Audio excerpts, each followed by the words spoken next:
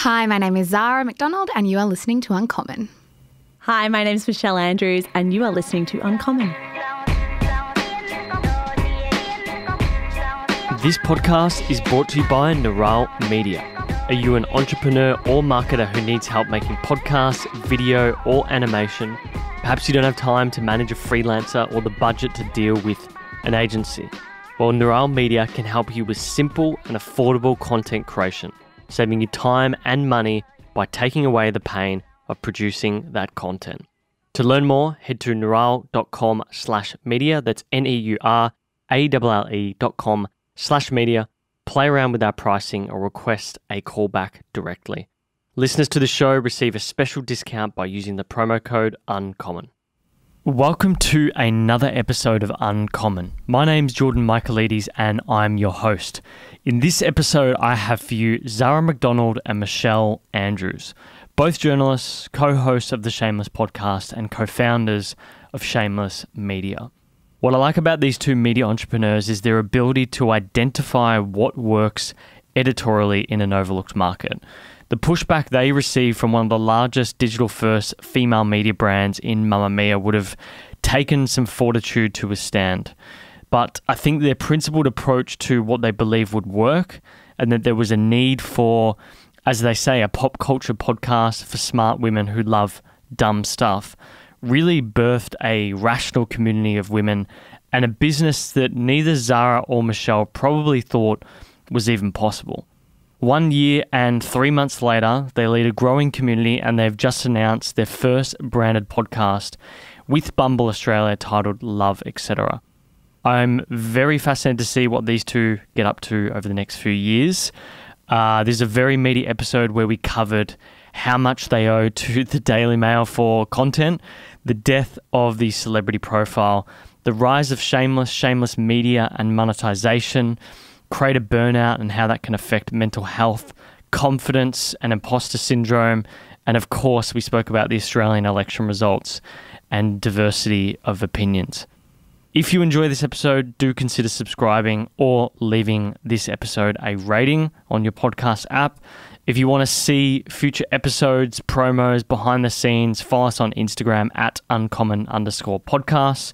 If you want to watch the entire video episode, you can just search Uncommon Neuralle on YouTube, and that should all be linked in your podcast app as well. Show notes and all previous guests are at neuralle.com/podcast. But otherwise, look, thanks so much for listening, our regulars for coming back, our newbies for giving us a shot. I hope you'll enjoy this conversation with Zara McDonald and Michelle Andrews. All right, we're live, apparently. Yay! We're learning things. How's your day been? I've just learnt a whole bunch of podcast stuff, which is very humiliating for the co-founder of a podcast, which has been going for over a year now. Yeah, so we've been playing around with this Zoom in front of us and we're realising that there are far more functions to the Zoom than just recording a podcast. Do you know what is it? What were the guys telling me the other day? Do you know what do they call it? Bit rate or something? Okay, Jordan. 48 volts. I wouldn't even go there with us. Are you talking? Sorry, volts is the power. No, the way that you record it, there's some sort of like perfect frequency. By boys, do you mean the Daily Talk Show? Yeah, those boys were horrified. We were with them a couple months ago and they had a look on my laptop. I think they were just trying to find a file or send me a file. And I've never seen two men so mortified. Your laptop does have its own issues though. What do you mean? Just the way I don't file anything. And apparently something was wrong with my cloud. And She doesn't exit out of things. Yeah, they were mortified. And then when we were saying this before we jumped on the mics, that when they looked on our website, apparently our SEO is all wrong and we've just fucked up so many things. Yeah, that's fine. We have our issues too. We're very fast and loose over at Shameless. We are. Are you very conscientious in comparison? Like I know listening to a few interviews, you're like Lauren, you love to be on time to things, right? Yeah, maybe I'm the more kind of, we've actually joked about this more this week. We've actually joked about it this week more than ever, which is that I am head of logistics, making sure we get on time places, and like I'm obsessed with our calendar and making sure that we get everything done, which is a tiny bit overkill, probably very annoying. It's very helpful though, because I'm not very good at that stuff. I think we've naturally settled into two very different roles. roles.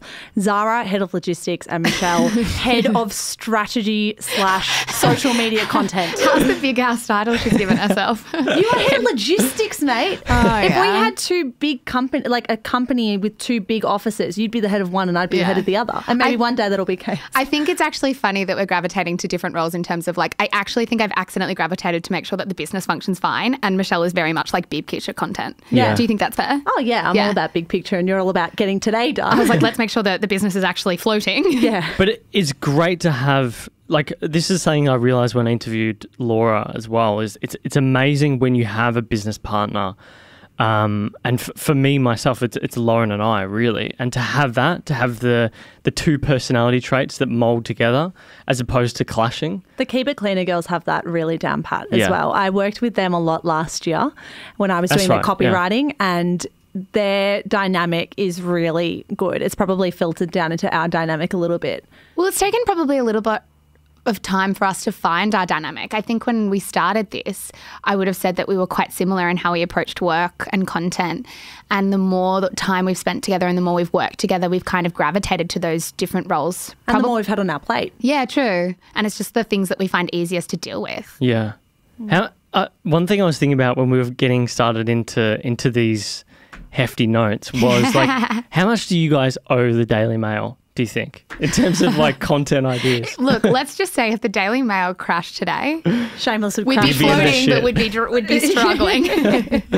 We do love the Daily Mail. I was thinking the other day. Love it? Love to hate. It was actually really funny. I'm not sure if we're even allowed to announce this on this podcast. The Daily Mail did reach out and want to sponsor Shameless, and we couldn't even bring ourselves to respond to the email because it was crystal clear that the person who was reaching out has not listened to enough episodes to hear how much we grill the Daily Mail, not just in the Monday episode, but almost in every In Conversation ever. I know that in the episode dropping tomorrow with Jade Tunchi, we dragged the Daily Mail for a good 4 minutes. Yeah, we absolutely did. I didn't know if they were trolling us when they asked to sponsor, but I don't think they were. It seemed quite legitimate. So we found that quite funny. They've covered a few of our interviews as well. I'm always like, do you want to cover this? Because I'm pretty sure we slam you in this interview. I think what it highlights is that there are certain writers that are obviously decent enough and they'll give you some content that you can utilise, but then there's a lot of trash. Shit. Yeah. There's a lot of trashy writers. I've seen some absolute shit on that thing. One of them, like when I was doing my research on Laura, was talking about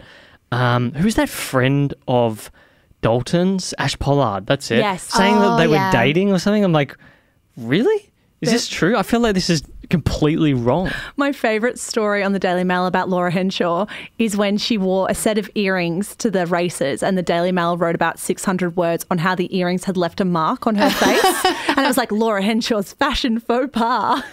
Wow. It's a talent to get 600 words out of that, though, in all fairness. It's a skill. Now tell us, you guys have been behind the scenes of pop culture production, both with Shameless and at Mamma Mia. Why do organisations do that? Is it simply just you need to get eyeballs on the platform? Yeah, like it's most really media? clicky. I think if you tell most women that someone's made a fashion faux pas at a major social ad event, people will click in. They will not read the 600 words. You almost need to write the 600 words to make the story look legitimate. Okay. And your role at the company look legitimate. But most people will scroll through that story, find the 1 word or 2 word answer they're looking for and click back out. And the publication knows that. You'll probably see the engagement time on those kinds of clickbait stories to be 10 seconds. Well, that Really? said, Daily Mail do something very interesting, which is they pump their articles full of the same photo from a minuscule of a different angle, and they fill it with like 20 photos. And the words are kind of incredibly frivolous and almost meaningless by the end because they're just trying to fill the story between the photos. But I think for them it's about time on site because they know, I mean, this is me just projecting, but for me it feels like they want that click initially and they know that click's not worth that much if nobody's spending much time on site. So they pump it full of images and then try to create words around that don't actually mean anything. They just want to get you in and capture you in on that and maybe, oh, look, there's an ad for Mechaland coming up. Totally. Yes. And So it's true. The longer you're on site, the more ads they can pump between those photos. which is super interesting. And I know as a very occasional reader of the Daily Mail, actually I won't say reader, I'll say a very occasional clicker on the Daily Mail, I will scroll all the way down to look at those photos, even if every photo is the same one, basically. I agree. And it's also why you see those galleries as well. We know from experience that people put galleries, photo galleries in those stories simply for advertising revenue and for page views. Page views are what people and publications take to advertisers. And if you can get someone to click through 100 stories on a gallery, that might be one read, but 100 page views that goes towards that publication. Which is an incredibly frustrating user experience. And it's happening less and less now because I don't think the metric is worth as much as it used to. No. But just small, sneaky things like that media sites do and digital media companies do to get, to show metrics to advertisers is pretty funny. To boost CPM. Yeah, totally. I think the incentives are all wrong, and we'll get into that later on. But I was just thinking, like, when you girls were growing up, what did you think that you were going to be as kids? Zara, do you want to start? Handball. I wanted to be a journalist, for sure. I wanted to write. Like, how early did you know that this was young? I really quite young, like grade 6. Wow. I had in my year 6 year book that I wanted to be a journalist because I really liked to write. Like, I was writing short stories, terrible, crappy. I don't know if I can swear on this podcast. You can swear all you like. I mean, I've already said shit at least 4 times. Great. So there would be like shit stories. But I was writing from a very young age because I found a lot of solace in being creative. So I would draw and I would write, but I thought that maybe writing was going to be the thing that I was going to do forever. I kind of had this misguided sense that being a journalist was being a writer, which I kind of only realised when I was about 18, that those two things kind of didn't marry very well. But it was always the thing that I wanted to do. I mean, there was the occasional curveball that was thrown in there. Like, my older brother and my older sister both are lawyers. And I think when you're the third child coming along and they've both done the same thing, you think, maybe that's what I meant to do. Like, should I actually veer outside the lines of what they've created? And I had like a pretty serious sit down and think about that upon leaving school, and thought, like, it's not for me. Like, I'm not going to enjoy it. I'm not just going to do it for the sake of for stability and the fact that my older brother and sister have done it. Were your parents lawyers as well? No. Lots of your cousins are lawyers. Yeah, it's strange in my family. There's like a few lawyers. And maybe it was just one of those things where when you don't know what you want to do and you get an okay score at school, you just do it, and then they've all just sort of like never left. Yeah. But they all enjoy it. You feel that obligation. Yeah, totally. What about yourself? I didn't always know. I think if I look back now, when I was growing up, I was writing movies and different scripts that I then forced my family members to act out and play. And when I was going through, it's funny, earlier this year, my mum had a memory box and from our childhoods for each of the 4 kids. And I was going through and I found different newsletters and newspapers and magazines that I'd written when I was a kid. So looking back, it was always there. But that said, I went through massively long stages of wanting to be a professional netballer. I wanted to be a psychologist, a doctor, a lawyer. I never really stuck to one career choice. Even when I got to university, I was convinced I was going to become a lawyer or a psychologist or a physiotherapist. So it was a broad range there. Yeah. But that said, I always had blogs growing up. I was massively interested in I want to take that sentence back a second. Could you repeat it? I don't mean I was we massive. We can do a clip on that. I was massive on Tumblr. Just slam that. I don't mean I was massive on Tumblr in terms of following. I was massively keen on Tumblr. Fuck my life.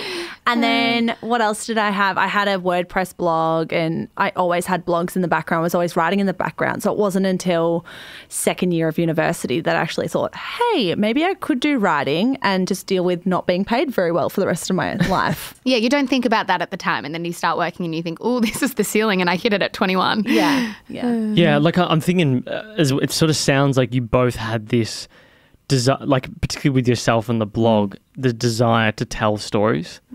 Yeah, for sure. That is a I don't know, like a drive that will always push you forward, even though, the money in journalism isn't the greatest thing.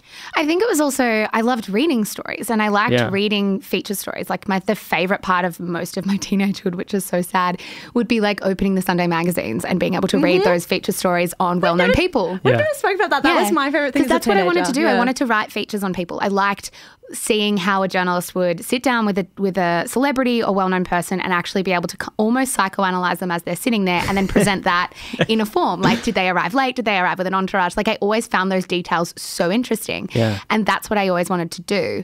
And I don't think it's that different to what we're doing now. We're still sort of like sitting with people. We are also like, I guess, psychoanalyzing them as we're talking to them occasionally with our in-conversation episodes. But it wasn't just that desire to tell them. It was a desire to read about them too. Yeah, I totally know what you mean. Reading those feature stories were amazing back in the day. And they used to give so much access to a lot of people, a lot of famous people here in Australia, but now because it's, tabloids like the Herald Sun and the Age aren't really paramount, it doesn't really happen like it used to. And also I think as well that celebrities and famous people in general feel like they can get so much of their own brand story the exact way they want it to be communicated out regardless. They don't need to put it through a middleman who might misconstrue what they want to say or take it down a path they didn't want it to go down. If they have complete control, what's the need to go and give that control to someone else? It's actually a funny thing that I tend to harp on a lot, and we both do on the podcast a lot, is like how much I despise like the death of the celebrity profile. Like I miss it so desperately. Really? Because nobody does them anymore. Like you see the Taylor Swifts and the Beyoncés, they can write their own celebrity features. They don't need somebody to sit down with them and interview them. Yeah. Nobody's writing good celebrity profiles at the moment. I think GQ do the occasional good one. But nobody has access to celebrities in the same way that we used to. And I know it sounds so dumb and frivolous, but I think it used to give us a really unique insight into fame that we don't get anymore. It can also give you a shining light or something to run away from in a way by getting that third-party perspective on that person. Yeah. I think that's why I always liked it, because you could, all of a sudden you're like, oh, wow, I really respect this person. Maybe I want to be like them in life. It's I remember that was good stuff. Do they still do them? I don't even know. They do them, but they're very like you look at Stella magazine, for example, which is the News Corp lift out at the moment, and almost every single feature story is tied to some kind of major publicity event for the person that's being interviewed. And not that that's necessarily new, but it just feels like they don't have as much grit as they used to. And I think that's by virtue of the fact that famous people or celebrities have the complete ability to tell their own story and sort of like present their own brand across social media and with publicists. They don't need the media as much anymore. Yeah. Now, on the catalyst of your own story and Shameless and what this has sort of morphed into now, I know you've covered a lot in prior episodes. I think everyone's well aware you worked at Mamma Mia. I think your first little dabbling in podcasts was on Batch Chat, a few different episodes. Good research, very nice. Research. Yeah. We like a researcher. And I think you were saying, maybe it was on KickPod, you're talking about like how Belle Gibson was like the first real sort of series you did on this pop culture space and sort of taking a serious lens to it. I remember it was also Sarah's Day was a big one for us when we first sat down to do Shameless and we looked at the different kinds of stories that we wanted to cover. Sarah's Day was a big one. Yeah. In the initial stages. She's an influencer who had claimed at the time that she had cured cervical dysplasia with food. And we had reached out to like a heap of doctors about that. And everybody was saying that in like 30% of cases of cervical dysplasia, it regresses naturally without any kind of work by the individual. And it was all these really damaging claims that she was making to over 500,000 young women, young female followers. And a lot of young women will experience cervical dysplasia in their time, which is kind of like those precancerous cells before cervical cancer. And that was one of the first stories where we tackled, and we took a long time planning that episode, didn't we? Yeah, and the Cancer Council were outraged by it to the same level that we were. And our concern was that no major publications, despite us trying to push it in their faces, wanted to cover it. So we just thought, you know what? If these women have such huge followings and there is such a vested interest there from young women, why is no one having these conversations? And we should have them ourselves. Well, it's kind of a sense that old media was ignoring new media. Like traditional media outlets. I was going to say, yeah. Weren't and still kind of don't acknowledge the influencer space as very legitimate. And I think by doing so, influencers over time have got away with doing a lot of shit. And there kind of hadn't been a watchdog to sort of like come between the two. Is that, do you feel like that's fair? Totally. Yeah. I think we became the unofficial influencer watchdog in the first. And I think, honestly, I think that's maybe why we got the listenership that we did quite early on, because we were having conversations that weren't anywhere else on the internet, really. They're very bitchy and snarky, blogs and Instagram profiles that call out influencer culture, but I wouldn't say they're calling it out. I'd say they're just lambasting it with no regard for that human being that they're criticising. We wanted to do things in a really journalistic way where we actually looked at it objectively and tried to remove emotion wherever we could and went to the experts who could tell us the facts that we needed to know and then present it to an audience who could make their own minds up. But what wasn't there for so many other platforms that did that calling out was decent respect. And research. And the benefit of the doubt even when it's required. Yeah. It was kind of like we could bring our experience in journalism and sort of like marry that with our real interest in influencer culture and the hold that these people had on young women.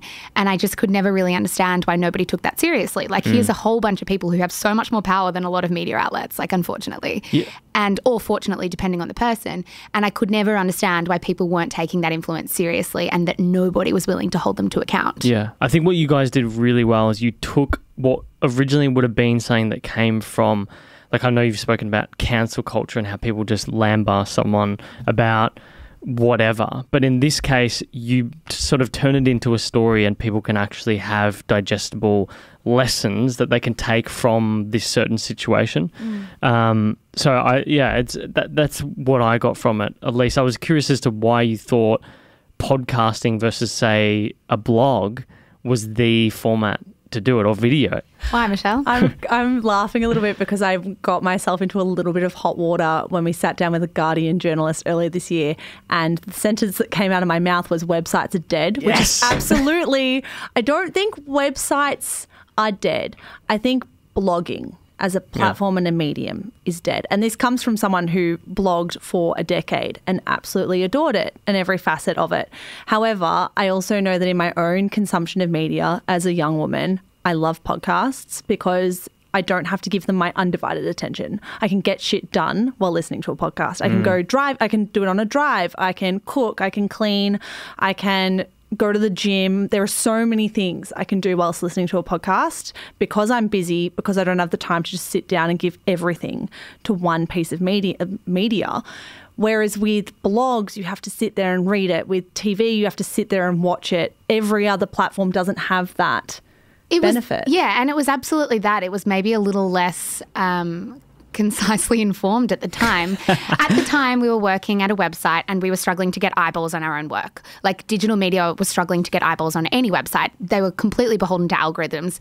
And we knew as really young journalists that our jobs were going to be in jeopardy because of that. Like we really felt that rising anxiety and rising stress about what our jobs were going to look like. So we went to podcasts and said, let's train ourselves in podcasts so that we have another skill in our resume so we can be rehired pretty soon. Like that was why we chose podcasts. Like we knew subconsciously and consciously that it was going to be the next thing, but we didn't think it was going to be our job. We just thought it was going to lead us to a different job. Yeah. And that sort of reminds me of one of the notes I had about how it's sort of like skating to where the puck is going, saying that you guys have done pretty well in this space. But it's sort of, I know what you mean, like there still are sites that exist. Like there are, like Mamma Mia would probably be one of those. There's sort of, what's the word? There's sort of destination sites. Like people don't, you know, we all have sites that we just type into the search bar or, you know, the HTTPS bar and you just go straight to it basically. But it's so hard to do that unless you have a brand already. Yeah. So to go start and work your way back to that. Exactly. Is definitely the smarter way to go about it, I think. Well, we hope so. Now, like another thing was that I was thinking about is, you know, you went to Mamma Mia. Obviously, they're a bit wishy-washy about whether they were going to do it. At least that's my sense of it. You don't have to say that. That's my analysis of it. But you obviously wanted to go through with it. You did it. When they were pushing back and you were realising that you were going to have to go alone, what was the sort of the principles or North Star that you guys were thinking about when you did it? I think one of our strengths for sure is that we have a really strong gut feeling when something is right, and we will chase that gut feeling to wherever it leads us. I think it makes us quite good at our jobs, And with Shameless, we had the strongest gut feeling. We just knew. And the fact that anyone could have doubted it to us seemed, honestly, and I know this will sound arrogant and I don't want to seem arrogant, the fact that anyone would question whether or not Shameless would work to us sounded absurd. We felt like it was a good idea because there was a gap in the market, there was an audience waiting for it, and there was so much content every single week that would have been perfect for it. So when we were told no, or we were told not right now, it was never a question of, oh, well, maybe we're wrong. It was a question of, how do we do it without the backing of a network? I mean, I know that might be simplistic looking back on it, Zara, but I don't think we ever had a conversation when we thought this idea is not good. We did question ourselves. Yeah. Sometimes we thought the idea is good. Maybe us as hosts will be a misstep, and maybe we're not strong enough to host a podcast. And that seed was planted for us. Like, that wasn't our doing. I think once someone plants the seed for us and say, you might not be right for it, you do start thinking the idea is good, we might not be it. I think when Mish talks about that gut feeling, we often now, when we plan stuff for the next few months or even the next few years, we often come back to that gut feeling. And I sometimes I hate conversations around gut feelings because it seems so, I don't know, intangible and like magic-like. But for us, I think a gut feeling is like weighing up every single thing we can possibly weigh up and actually looking at it from a really logical point of view and almost like a bird's eye point of view and weighing up, well, there is that gap in the market, there is that readership, that audience there, that listenership there. It sort of can't not work when you do the maths. It's like, for me, the gut is like an equation. And also, would we listen to it? Fuck yes. Yeah. It was the type of thing We're pretty average. I wanted it. I feel like what you want, if you're the average person, which I feel like we are. Oh, we're very average. The chances are plenty of other average people want it as well. And if I'm going to try and find this, other people are probably trying to find it right now. And if we don't create it now, someone else will create it. Well, I think it's the fact that you went and obviously looked at that no one else is really doing it. Yeah. And then you go do it and then fuck, look at this momentum. And then I know what you mean. When you get momentum, it's one of the most amazing things. It's just sort of confirmation biases going off all over the spot. Like, yes. Isn't it? And then for you guys now where you are, it almost sort of becomes like you have to funnel everything else out and you have to, instead of everything being about the momentum, it's about curation and sort of stopping yourself from doing absolutely everything. Because I can imagine with, the last weekend, the podcast, everything else going on, it can be a bit overwhelming, perhaps. It can be completely overwhelming, especially we've only been doing this full time together for about 3 months, which blows my mind because so much has happened in that time. But there's a real sense, and there was a real sense early on, that we didn't want to say no to anything. Like, we don't know how long this is going to last, so we must say yes to everything.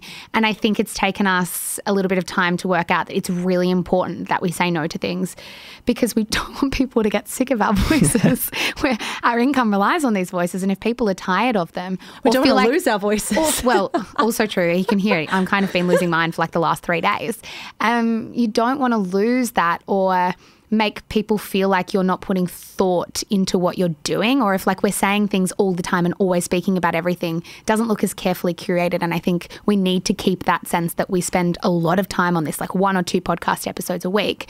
And it's special. It's that element of specialness to it, I guess. Yeah. No, totally. I totally understand what you're saying. I think, something I was saying down in the kitchen before, when we're getting set up and everything is, the fact that by doing what you're doing as well, you haven't sort of just put your fingers in the jar with your audience as well. You've really worked on building it up. Like, I mean, when I was looking at some of the stats, you've got, I feel like the Facebook group thing, I got here 10,000 plus. Oh, it's more than that. We were looking at our LinkedIn this morning and we're like, oh, these stats are very old. We've got 16,500 in the Facebook group. Because I've been going through it. It's a great Facebook group. Thank you. It's a very active Facebook group. It's very, very active. You've got 27,000 on Instagram. The downloads, I think, has been published before as 100,000, but I'd say a bit above that now. Above that now. Yeah. And you sold out your first 25 plus seat live show. I know 250 plus. I think it was 255 or something like that. Yeah, it was. Now, when you had no clout and you're putting up the posters in the bathroom. I just love that, when you have no clout. We still don't have that much clout, John. I doubt that. I mean, you were saying this in an interview when it's very hard to, I don't know if you said this, but maybe it's a bit harder to do what you've done now with social media. Maybe, yeah. I think fair. that. I think when we launched Shameless, we knew that Instagram was very saturated and it's very hard to cut through with new algorithms. Thank you. We also didn't have a following. Zara had... Yeah, Zara, fill up your... Yeah, I really should with this voice. Zara would have had maybe 800, 900 followers on Instagram. Oh, less than that for sure. I had maybe 2,000, a few hundred on top of that.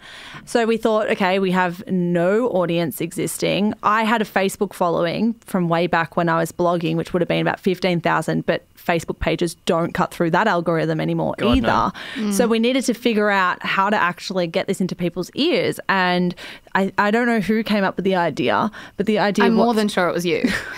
And Michelle knew it was her then too. I don't want to take credit for an entire idea. No, I'm pretty sure it was you. I don't want to take credit for it. The idea was, okay, how can we get young women in particular to find this? And we thought, well, university's number one and female bathrooms number two, not only because you literally have their full attention for the very brief moment in time, where the only point in time probably throughout a day that you have a woman's attention is when she's sitting on the toilet. I know it's super gross and like it's a true, little bit though. confronting to listen. You thought about it well. Yeah. So we thought, okay, we're going to make not just your boring poster that says listen to Shameless. We're going to make pop culture posters and we're going to Photoshop them. So we had literally we photos. Thought they were so Tony at the time. That would be so embarrassing to go back and I wonder find. if they're still in some bathrooms. Yeah. We had photos of Kim Kardashian like peeking behind a bush being like, psst. Have you listened to Shameless And there were yet? some Chrissy Teigen ones too. They were abominations, but they worked at that time. They grabbed attention. Well, we would often get, and it's so funny. We still hear from people who found our podcast from the bathrooms. So this was, we still do. And this was 2018 and we weren't even on Instagram. And I think that shows how sort of hesitant we were to get on social media because we didn't think that we could cut through at this point in time. We thought the moment had passed. You couldn't build a following on social media anymore. And then it kind of got to the point where we thought, this is absurd. We tried Twitter We tried Twitter. Our audience is not on Twitter. No. Our audience is on Instagram. I hate think Twitter. The moment we decided we were going to start that Instagram account was huge because it sort of gave us a landing page that we didn't have. We didn't have a website, but even if we did, I think in this sort of context, it would have been irrelevant. It gave us a landing page and it gave us branding that we couldn't have got anywhere else. And it's sort of, we started to cut through with terrible memes. Do you think it was the memes that gave you the cut through, or do you think it was the content? I think it gave people the opportunity, like high profile people with big followings, to share the podcast and tag us. And then people started wondering, what is this thing? I think that's what it was. It was literally a throwaway line. We put it at the end of one episode saying, hey guys, if you like this episode of Shameless, can you actually take a screenshot of your phone and put it on your Instagram story? Because we knew that Instagram stories are a very low commitment. It's only there for 24 hours. It's not like your feed where it's going to be up there. It's almost permanent. It's like a tattoo. That if you ask someone to put something on their Instagram story, they typically will. And we had a whole bunch of people in that first week put it up. And the snowball effect that very simple instruction had on the growth of the podcast was massive. Yeah. And it wasn't just that. It wasn't just people sharing either. It was the fact that we had some kind of handle and landing page. So I didn't think, and we didn't think that people would just share that Instagram story or someone would see it being shared and then going to their podcast app to then search the podcast. That was never going to happen. They needed to go to the Instagram account and see the Instagram account a few times, like probably 5 or 6 times before they thought, okay, what is this? Maybe I'm going to check it out now. Why are all my friends sharing it? Yeah. And I think we've had that realization. We've only really just gotten on Instagram. It's still like it does get a lot of cut through, even when you've got a way smaller profile. Just having little things like videos of the episode or memes. Memes are massive. We get more people like liking our meme related content. Oh yeah. Than the videos. We had a meme this week. I mean, it wasn't a funny haha meme. It was quite a poignant meme about the American abortion crisis.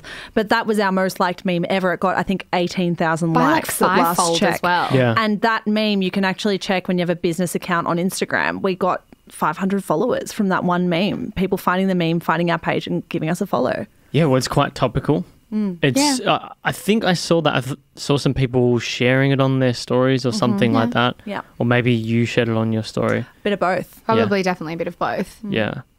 Yeah, it's super interesting. I wonder when was sort of the aha moment. What do you think it was? When was there a certain someone commenting on Instagram or someone reaching out to you, or what was the moment where you guys thought like, fuck, this thing is away, this is out of control type growth, we can't? I think it might have happened for Michelle much earlier than it happened to me.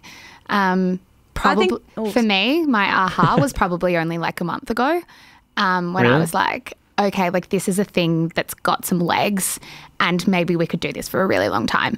And I don't think it came down to like anyone on social media sharing. I think it was far more anecdotal than that people would have conversations with us about the podcast on the street. And I know that sounds really ridiculous, but when you meet people, you're like, okay, like these are the people that are listening. And I think the more that happened, the more I was like, I don't think we can deny the fact that this has like a few legs right now. And I can't pretend that, I don't know, it doesn't have momentum, which I had stupidly tried to pretend. I've had a few aha moments. I think some of the first ones were when Laura Henshaw and Steph Smith shared it, and not only shared it once, but kept sharing it every week when they were listening. I think that to me, I was like, hang on, people with a lot of influence really like this and enjoy what we're doing.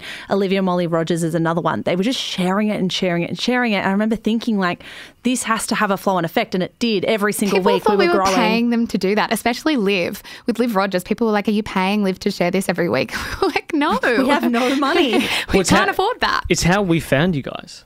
It's how I remember Laura sharing it. Yeah, I think a lot of listeners have come through those girls, and I think we have a lot to owe them. Oh, yeah, and they're so supportive. Yeah. Asking nothing in return. They literally just enjoyed it and want to share to people starting out. Those three women are such a huge part as to why we're probably sitting here today. Totally. And then on top of that, the second aha moment that really comes to mind is we were so nervous to put tickets to our live show up on the first day, and I remember feeling sick. We were ill. I felt sick, physically. I'd be fucking ill as well. I mean, you don't know who these people are. You just see numbers. I remember my sister said to me very recently, because we were having a conversation, and she was like, when did you think maybe this could be a thing that you could do for your job?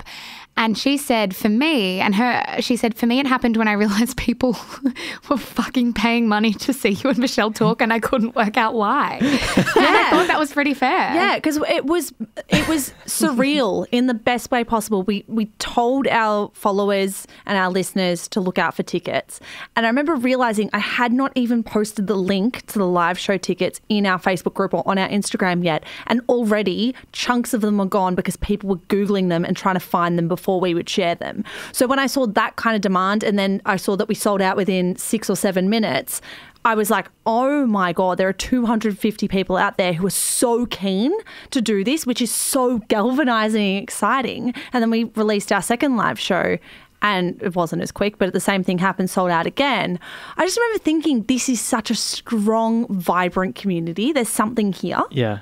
Yeah, I mean, to think that you only realised that recently, I can see that when I go on the group. I mean, it's so obvious. Like, this thing is...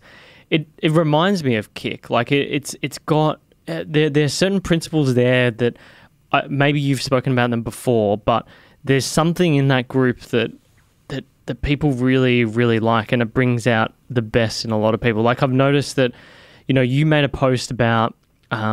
it was recently with the election, and saying that this group is a group of rational thinkers, which I quite enjoyed. And it's obvious about, like, you get people who crack the shits or whatever, but it's quite obvious when you go in there. It might sound overly earnest, but I do think there's like a soul there somewhere. Like, and we had a conversation maybe a week or two ago, and we were on our way to one of the High Point masterclasses, and I said to you, Michelle, I said, I feel like we were sold... Not to Jordan? No, I said it to you.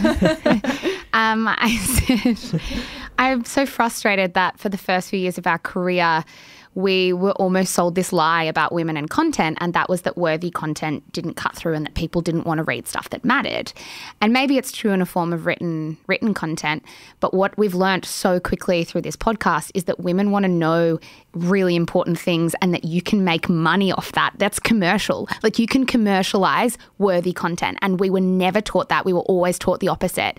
And I think when I look at that Facebook group and there are women having conversations about cultural appropriation and politics and whatever it might be, and that's a really mainstream conversation, that's the first time I've seen that in my own experience, because for so long we tell journalists that worthy content can't make money. I think as well, and this was what Zara brought to the table, and at the moment at the time it was happening, I actually actually pushed back on it. I remember her saying to me, we need to bring in post approvals into the group. This was at the time of the Melbourne Cup last year. She said, we need to approve every single post that goes in so we can have as much control as physically possible. And she's like, I know it will be very time sucky, I guess, and it will demand a lot of us, but we need to do it so that we can keep really tight grip on the tone of the group and the content that is shared in that group. And I remember telling her, I'm like, absolutely not. We won't be able to be quick enough on it. Things will be in there for hours before they're approved and people will get sick of that. Everyone wants a real-time, thriving community. It needs to be live. And we eventually went to Zara's strategy and I said, okay, let's do this for a week.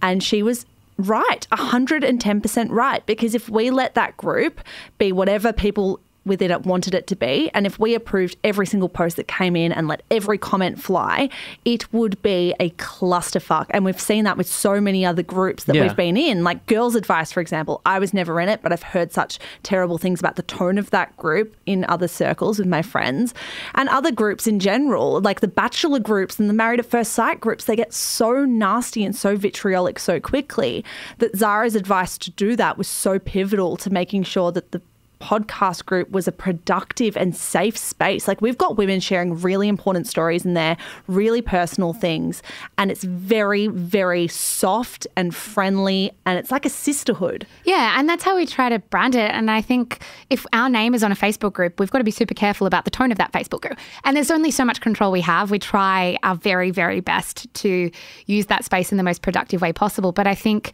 for me, it was like, if the tone of this group goes off, people aren't going to listen to the podcast, because we are a reflection of that group. And if the tone is not right, then either is the podcast. It adds value as well. Totally. Like, back to your point about, degenerating into whatever, trash, basically. That's what's that law where everything turns into a Nazi reference on the internet? There's like this law. There's a genuine law that, like, or theory that basically everything devolves down into a Nazi joke or reference or something like that. Oh, yeah. It's true, though. They just descend into cesspits if you don't actually stop it early. And I think that's as well, it was a really big compliment, I think, Jordan, when you said it brings out the best in everyone, because that's what we want. Because when things are really contentious, like the election on the weekend, it can bring out the worst in people and the most emotional, irrational side of people. And sometimes, to be blunt about it, they need parenting. They need Zara and I. We actually do feel like parents sometimes. You guys are like teachers with the ruler, just standing there. And it's so funny when we have a lot of commenters that are very active in there. So we know them, like, not personally, but we have conversations with them behind the scenes. And sometimes when they run amok a bit and then they come back to us and they say sorry, I'm like, oh, like, you know better than that. And, like, we've had this conversation before. We've scroll up through your messages. Yeah. But we still love them because they are so great being there. But it is that sense that, like, we feel like sometimes we are overseeing naughty children. Well, they're like the beating heart of the podcast. It's just frustrating to see them run amok when they do run amok. But it's tricky. Moderating that Facebook group is a huge time consumer. That's not even a word. I'm sure it works. But let's run with it. Like, while we were at Michaelides, we had to pay my sister $50 to keep an eye on the Facebook group. It absolutely wasn't worth the money for Evelyn. And people might hear that and be like, what do you mean you have to pay her? Why don't you just get listeners to moderate? Which is something that I got plenty of DMs about as well recently, saying, oh, I'll moderate the group. I'll moderate the group. I'd love to. People do not realise how much work it is. Claire and Evelyn, two of my sisters, had moderated the groups during the live shows for a couple of hours at a time. And I remember they were so keen when it came to me asking, be like, do you want to do this? Like, please, yeah, it'll be so easy. It's totally fun. We'll do it. They were begging to have their post approvals turned off and to have their moderation approvals turned off by the end of those live shows, because you are bombarded when there's 16,000 people wanting to discuss different things. It is insane. It is such a big job, and it's not something that we can bring someone on to do unless it's a paid position. Yeah. Yeah, paid position and also someone that knows the tone. Yeah. How do you monitor? Well, that goes to my point about, maybe we'll jump into Shameless media. Just before we talk about what you're going to do, monetization is a really, really hard thing, right? Yeah. Particularly in podcast land, you've got sponsorships. I think you've obviously learnt the advantages of live shows. Like, I think most of the internet comedians we've interviewed, they realise that is their bread and butter. Totally. And that's where you basically support yourself. See, Yeah, we've heard that a lot. I don't think we did it as well as we should have. Really? Well, I don't know if it's even as well as. I think we wanted to price the tickets at a price point that university students could attend, and maybe that cut out a lot of our profits. I mean, we've spoken to other podcasts like the Batuta Advocate, and we heard their ticket prices, which they're more than, like, of course, charge that. They sell out all the time. The Batuta Advocate boys are incredible, have nothing but praise for them. But the discrepancy in our ticket prices. How much for the tickets? I think they were like $39. There's a huge chunk, and I think people, when my friends were joking, like, oh, let's do the maths, how many people are coming, how much are the tickets? And then I think there's a huge chunk of that sum that, goes to a million different other things, which is obviously the name of the game. But it's one of those things where we're working a lot of stuff out on the fly, and we kind of always will be, and we're like so more than happy to be self-aware about that we don't know anything, particularly when it comes to business. Like, we're very much teaching ourselves things on the fly, which we're enjoying, but it kind of feels like you're drowning most of the time. And we will hike up ticket prices a little bit, because we did learn we did not make enough money from those live shows to really validate the amount of time and energy. And of course, it was lovely to meet all the listeners. It was such a good experience. But the financial toll was pretty big. But that's something that we can fix. And also, like, the events, I definitely think you could price the events more, because, like with these comedians, like, you're just going to a venue to watch someone speak, whereas when you guys are doing it, I can see from behind the scenes there's a lot of stuff going on. There was a lot. Everything's dressed up like amazingly. I'm thinking, whoa, like, this is. It was probably a bit overkill. I remember thinking we wanted people to turn up and not feel like they had been jibbed by anyway, because they'd spent money to see us. Like, this is classic young female undersellers, right? Can you tell the way people pleasers? And we got them, like, we'd organised, Mecca was a major sponsor, so they all got a Mecca gift bag that was probably worth as much as the tickets. There was also an open bar in the second show, which means basically people had like 8 drinks for free each. We also had like it beautifully dressed up. We free had scrunchies. We yeah. had like other stuff. Like they made, I think people made money by going to that show, which we were more than happy to oblige because we wanted it to be a great experience. We've just since thought that maybe there's a middle ground that we need to find. And we're also so shocked that anyone bought tickets. We wanted to like reward them for being such good listeners. Yeah, it was the first event you did, to be fair. Yeah. Like there's nothing worse than going and doing an event and, you know, it's $100 and like 5 people come. Totally. You don't want to have that at all. We want to sell out. Yeah. And so when we were thinking, okay, so we want to sell out, we don't want to put prices up at $70 because number one, I don't want to pay that to go to a live show. I'd prefer to pay a bit less than that to go to another podcast. So, yeah, it's going to be a balancing act with other, especially interstate shows where it's so much more expensive again because you've got to pay for flights and accommodation and all the other types of things that are factored in, what price point we actually settle on because we want to give our community everything and we want to make sure that it's worth their money because we know that it's hard when you're a uni student, you don't have a lot, but at the same time, we do kind of need to pay ourselves just a little bit to keep going. I think you definitely are underselling yourself because, like I said, one of the main points that we had from the questions was are the girls earning enough money? And it wasn't just like, do they have enough money to eat? I'm sure that's the case. You wouldn't go full time without it. Fine. But do you have enough money to be saving for a house, for things that you want? I think that is the main sentiment that I got from. I think we're quite self-deprecating and I think that's important. And I think also we are very self-aware about the limitations of our skill set and all of those kinds of things. It's also incredibly expensive to set up a company and to set up a business. Like that's the reality of what we've been doing. But we're also pretty strategic and we're not doing this generally out of the goodness of our hearts as much as we love this job more than anything and it would be our hobby if it wasn't our job because it was our hobby for so long. We're incredibly strategic about what the next few months and next few years are going to look like so we can sustain what we're doing because we think it matters. And money is a super important topic to us. Yeah. We have a lot of interest in it in general and lots of women do and we take it seriously. When we say that we've made mistakes, we have, but I think every new business would. And I think we're fine. People do not need to worry about us not being able to eat. We can eat. We can eat and we're fine and we will make sure that this is a thing that lasts a long time. Yeah. Okay. That's good. It's good to know. Would you like to see our bank balance? No, I'll just open my app. Do you think that you consider something like a subscription or Patreon or anything like that? No, we don't like Patreon. Why? Not Patreon specifically, but why not? Look, maybe it was too close-minded of me to say no straight away. to be honest, in the short/long term, I cannot see it being a thing. I think at the moment where we're at, and assuming that continues, we can make pretty fine money from sponsorship.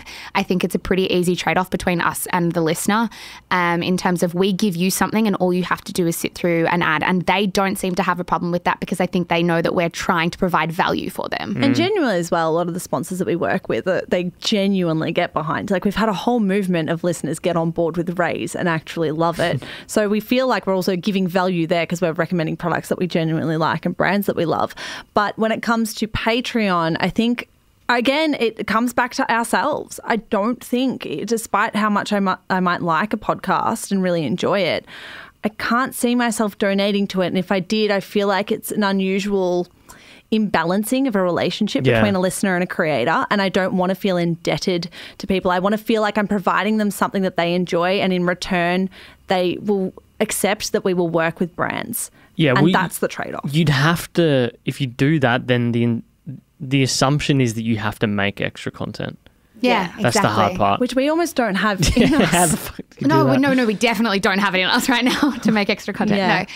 But I also think, it's that sense that we then have full control basically over editorial decisions and the content we make, and we make it on our own watch. And when we do, and we're also very transparent with brands about that they have no say editorially about what we do, because it's very important to, I guess, our jobs and our careers and the spirit of the podcast. We can't have brands bleed into the actual editorial side of things. They can have their mid-roll, which is a host read by Zara and I, and we script that entirely ourselves, and we make sure it's always in keeping with the values that we hold close to our hearts. But it's really important to us to make sure that advertorial and editorial are kept separate. It's also just bad business if it's otherwise. Like, we want to play a long game here. Like, we're not playing a short game. We're playing a pretty long game. And if we kind of compromised on any of those things, it might be great for now, but we're shooting ourselves in the foot for 3 years' time, and I'm not that interested in doing that. Yeah, I can respect that. I think it doesn't make sense to do any of that other stuff at all, because you just want to keep growing. Yeah. I think that's the main thing. And who's to say that, the industry doesn't change and we need to sort of pivot a bit. And I'm very likely that that's the case. But for now, I'm pretty confident and happy with how things are being monetized and how it's being commercialized. Now, Shameless Media. Yes. What can you say, or what's the thing that when you're standing there daydreaming, the type of company that this becomes, or what is it? Funny you ask. Isn't that the big question at the moment? Why don't you handle the question of what is it and what can you tell us, and I'll handle with what do you want it to become. Okay. What is Shameless Media? We spent a long time brainstorming about this kind of thing, and I also think it would be bad business of us to not hold our cards close to our chest at the moment. But when we found some kind of success with the podcast, we knew that there was something bigger there, that there were stories that could be told in a much more mainstream way for young women that weren't silly, that weren't frivolous. And so we thought, also, we are just a 2-person team, and our perspectives are quite similar on the world, and this needs to be much broader than our voices. And I know I'm being overly diplomatic and very vague about this, but Shameless Media is essentially an extension of what we're already doing. It's just on a much bigger scale, hopefully on a much more mainstream way, and also with a way more diversity of opinion and people. And do you think, does it start as a network like Mamma Mia, or do you want to become a full-blown publisher?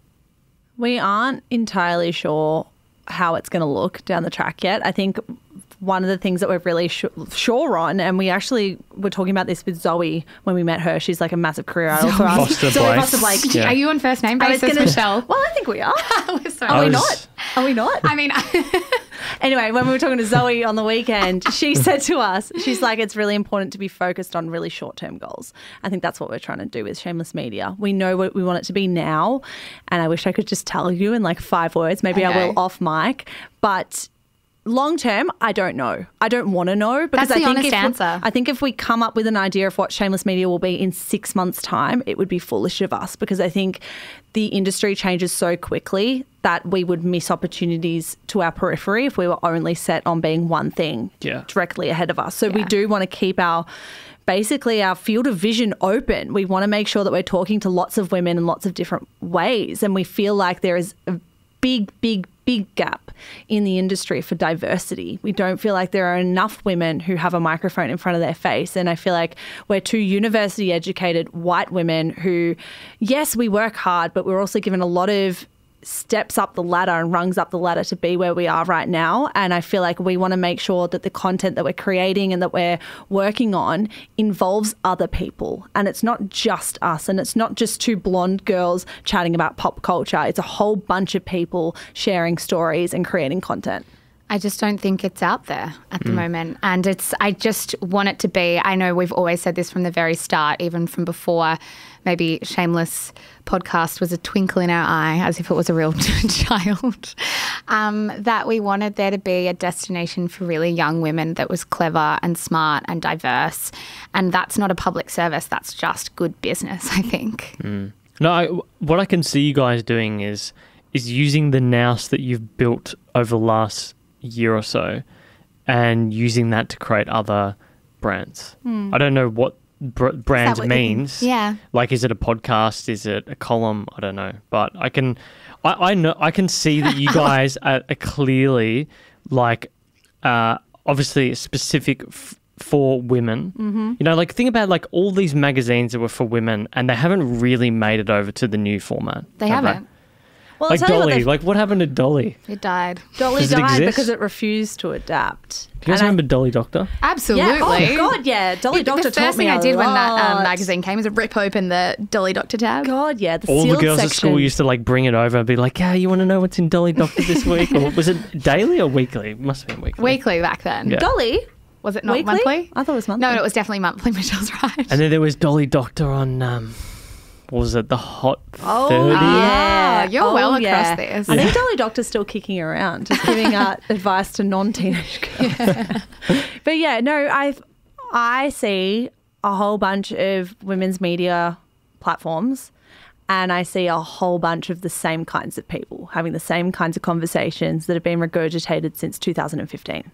And so we want to have new conversations and we want to do it in a really authentic, positive, helpful, educational way. That's not us. That's all not the time. us. Yeah, we can't. And as you said, it's good business. This is the fact that I cannot get over. It is good business to talk to more women than just the white woman who has a fair bit of money and went to university.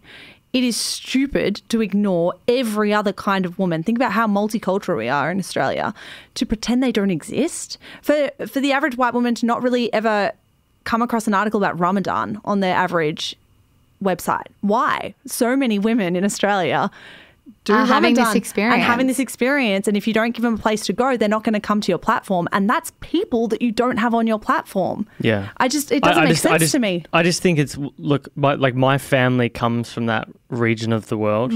I just think that when you don't grow up with it, you just don't know. It's just as simple as that. Well, and I think it's worth us always acknowledging our blind spots in that we had pretty similar upbringings. We've had pretty similar lives, like on a grand spectrum of life. And we know that we have a fuckload of blind spots that we need to address. But that will only happen when we make this a bit bigger and we can bring other voices into the fold. Yeah, I'm very interested to see when this becomes Shameless Media.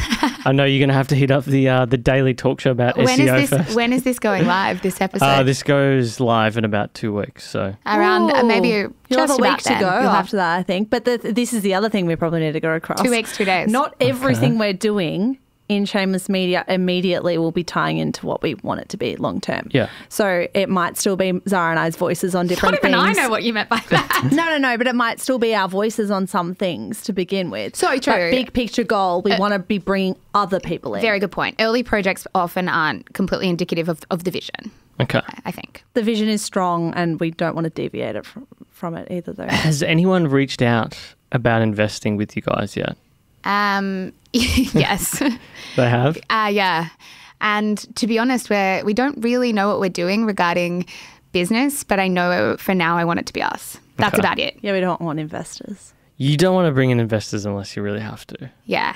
Because if you did, they would probably ask you to bring in not a business partner, but someone from an not operational, but someone who would lead things like sales and all that. Like you guys are clearly the leaders of the craft? Well, we were joking, I can't remember if we were off mic or on mic before, that we are quite fast and loose. And we are a bit fast and loose, but I think in early days there's merit to having that flexibility to be fast and loose, to sort of find your niche and find, I don't know, what even you're doing. And then later, once that's fully formed, you can bring other people in. And also, to be brutally honest, we haven't met an investor or sat down with a potential investor who gets the vision.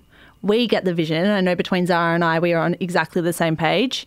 If someone sat down with us and they were across everything we wanted to do and they fit in really seamlessly, maybe, yeah. But we haven't come across that yet. And we're not about to push something with someone that we feel like doesn't get it, even though they try and sell us that they do. Just for some like short-term coin in the pocket. Yeah. What do you think is it that they don't get? The demographic, the content that's being made? Demographic. There's something funny. I think they don't get the magic behind connecting with lots of different women. I think the investors that we've met with have been not diverse enough or not forward-thinking enough in their own politics, which is a very unusual thing to say and way to word it. But I just think we actually need someone who's on the same page politically and socially as us.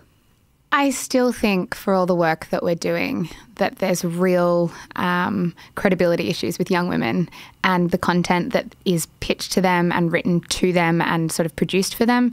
But also for us, I think we'll battle credibility issues for a really long time. I mean, we're pretty young. Like I'm 24, Michelle's 25. So you always bring that up. You're about to turn 25 too. I'm going to hold on to this for as long as I possibly can. Which is July. Michelle's grandma over here. She's so old. And I think that, like I said, we will have credibility issues with regards to what we're doing. I think sometimes when people ask me what I do and they're not from the demographic that we're in, I can pretty easily explain what we do, but I know that there's a sense that people don't get it and it can come across as very fluffy and frivolous, and I don't think what we do is fluffy or frivolous at all. And I think if I know in day-to-day conversations that I can't sort of sell that point, then we're going to have an issue for a very long time with potential investors or whoever it might be coming into the business. Yeah, we don't want potential investors to come to us and be like, oh, well, you've clearly got an audience. Let's talk about the audience. Instead, we want to talk about the message. That's the most important thing for us, I think. Imagine if you talk to us in 5 years and we've lost all of this like beautiful optimism about the world. Yeah, and we're just running this like white bread, super like contained company. And we're like, all we care about is the soul of the company. And then we're like, fuck, we need to make money. Where everyone's blonde and everyone's white and the same person. Let's check back in. That's my nightmare. I hope that doesn't happen. It might just be that like maybe they just don't get it from a data perspective. Like I think if you're not in it, you don't understand it. But you know, maybe in the long term you find someone there who just, their viewpoint is like, I just want you to keep doing what you're doing. I can offer this experience, this intel in the media space, blah, blah, blah. And then that's how you go with it. Who knows? If that happened, I'd be very open to a conversation. So would I. Yeah.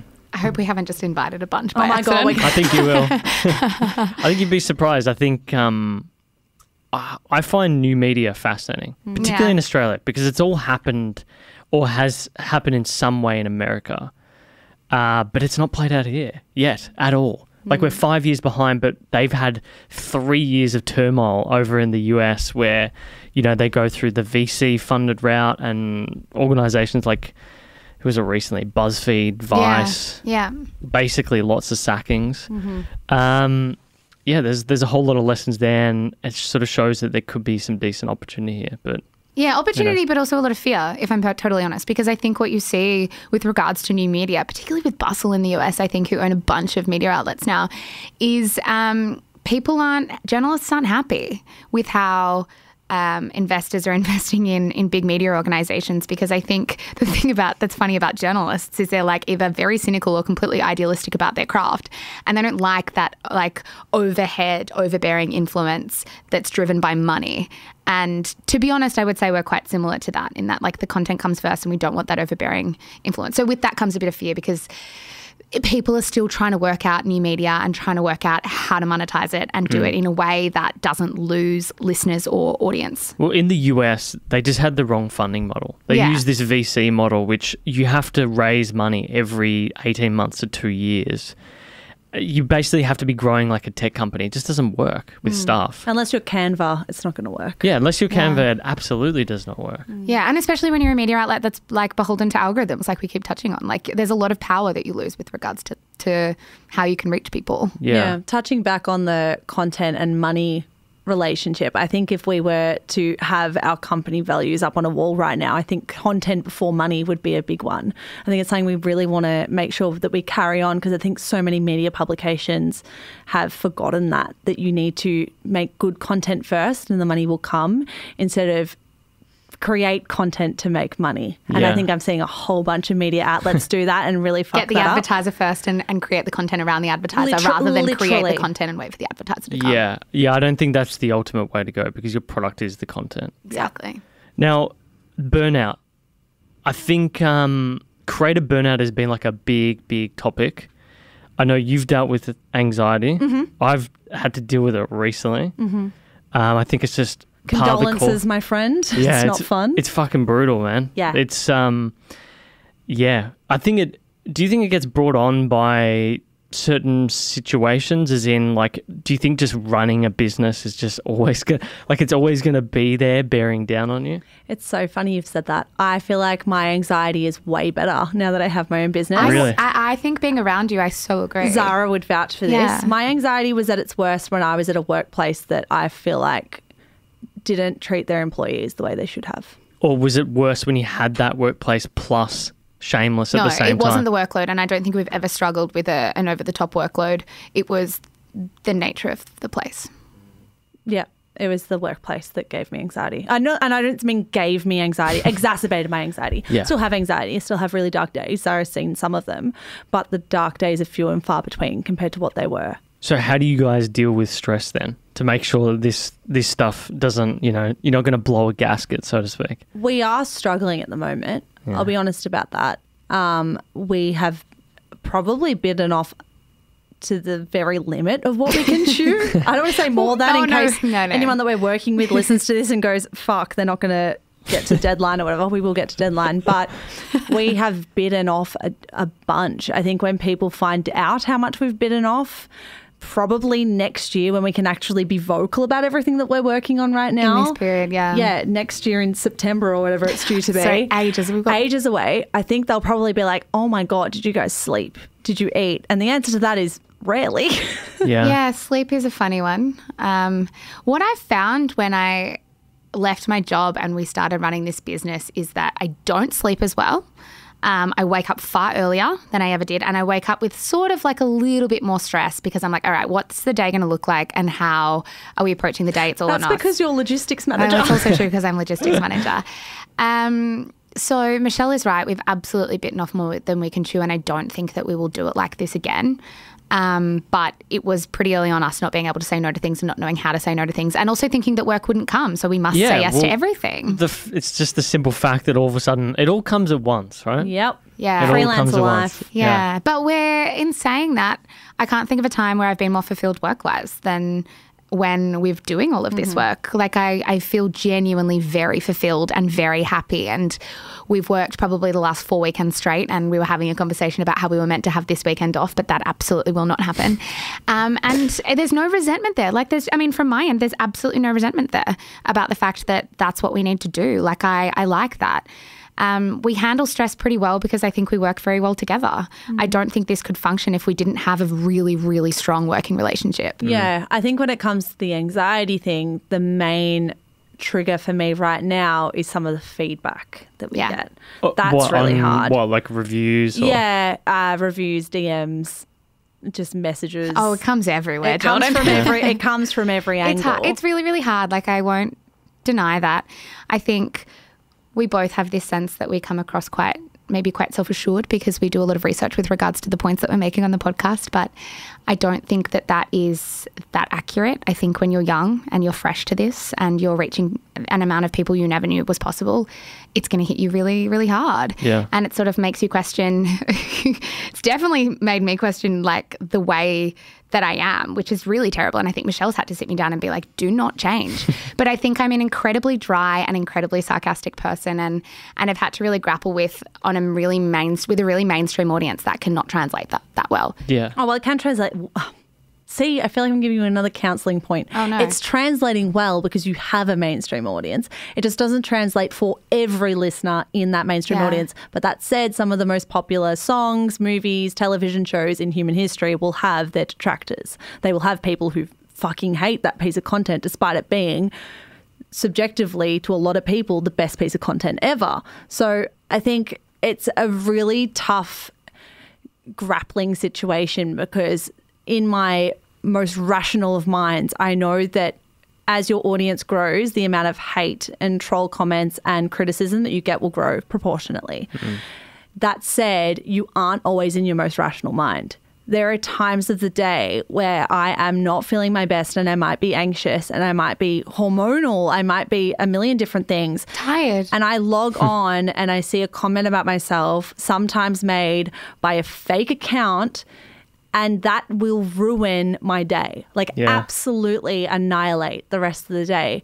And it gives you like this sick feeling, I think, that kind of like you're wrapped up in for more than a day. That you can't shake, like it's dogged. And I think we need to get better at it. And I don't think we can complain about it because we're so happy with how well things are going. But it's not normal to have to read that stuff about yourself. No, I don't think you guys should beat yourself up about it. I mean, when have we ever in the history of the world had the ability to communicate so directly, but with also so many fucking people? Like, Jesus. And some of them probably really troubled.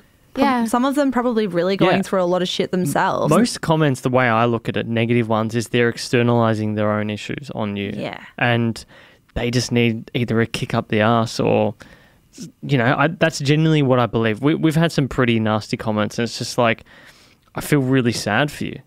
Yeah. Sometimes I can read them and delete it and move on and it doesn't even penetrate my armor. And then on other days, it will really fucking sting. Yeah. Really look, sting. I know it can paralyze you. Lauren and I are different in that regard. She'll dwell on it a lot longer, which I totally get. Totally get that. But, I mean, I can't imagine what it's like for you guys. It's a lot. I won't lie. I remember I used to hear people with platforms talk about this and a little piece of me used to always think, well, that's the price you pay for all the benefits that you get. And there are benefits. Like we've started receiving free stuff, which we don't even like. We don't even give our addresses to PR people. I would give the free stuff away if I could cancel out the troll comments. So they're able to find your addresses? Yeah, PR people just send us stuff and we have no idea where they've found it from with a lot of them. Some of them we say yes to because they're genuinely things like, for example, a brand sent me Richmond-themed memorabilia and clothing. Generally we say no. Just on that, you've got a business, right? What business? You've got a registered PTY. Yeah. They'll be able to find it through Asset Connect. There you go. There we go. That's probably why it always goes to your house. Yeah. So there we go. Michelle's mail just comes to my house. You should just now. change it to a PO box. Okay. Yeah, which is also, Or unless you've got like an accountant. I think, there's a lot of influencers, I reckon, that it's easy to find the company. Yeah. And then if you know what you're doing, you can find their personal details through Asset Connect. All these PR managers. Yeah. There you go. But yeah, Michelle is right. Like, I would agree. I used to kind of hear the concept of maybe trolling or criticism and think, that is kind of the price you pay. And there are elements of truth to it, but there are also elements of it being really hard to deal with, to the point where I've had so many days where I've said to Michelle, like, I'm not sure I'm cut out for this. Like, I don't think my personality type is as cut out for this work as Michelle's is. And I don't know if that's unfair. I think if you had have said to me a year and a half ago, you can choose to be behind the scenes or front of microphone, I probably would have chosen behind the scenes if I had a choice. Yes, definitely. But I love what I do. And then I think, could I give up that conversation that we have once a week for like an hour and a half where we just like get to talk shit for an hour and a half and like hopefully make each other a little bit smarter because we've both done different reading. Like, would I give that up? Then maybe I couldn't.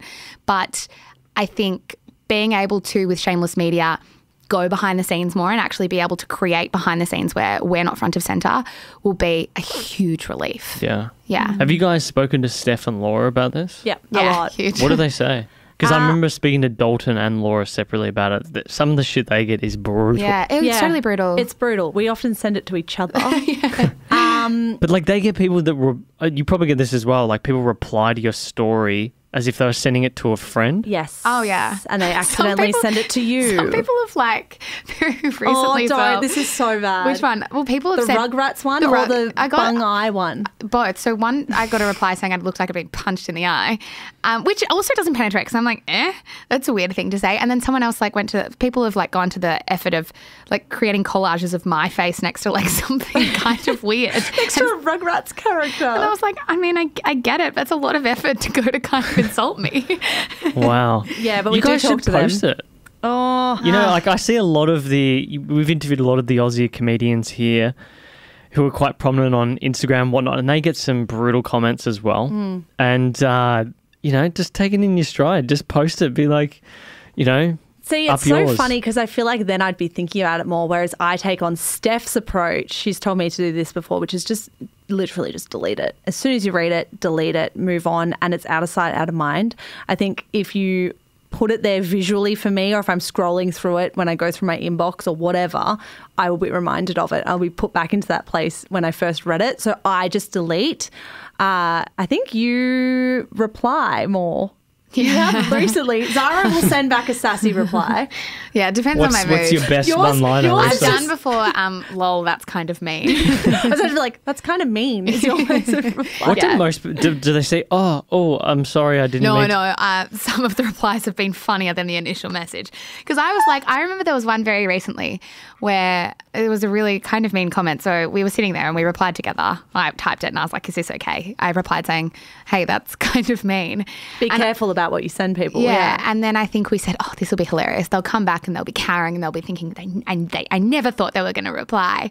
And then they've come back and like overly justified the point. And I was like, I was not expecting that. And I was like, I said this because of X, Y, and Z. Okay. It's like, all right, if you want to say that, say that. It's the doubling down that gets you. Yeah, I think I'm just incredibly naive and I think that people will come around, but some people won't. Now, you've got this break coming up. Another major question was, how have you decided on Monday, Thursday, or how did you originally decide on Monday, Thursday being the ultimate cadence? But also, I know you're not going to publish anything for the 2 weeks, right? Yeah, correct. You read my Q&As. I did, yeah. Yes, we are not going. Well, actually, on a technicality, we are publishing something while we're away. Okay. That's all I'll give you. Yeah, they'll have something to listen to. It just They'll won't be be fine. Shameless. Uh-huh. There's your exclusive. I know what's going on. I know what's happening That's here. all you were after. How did we decide on Monday, Thursday? Funny story. We worked Tuesday to Saturday together. I actually worked when we were working together and Shameless was born. I worked Wednesday through to Sunday. Monday was our weekend day.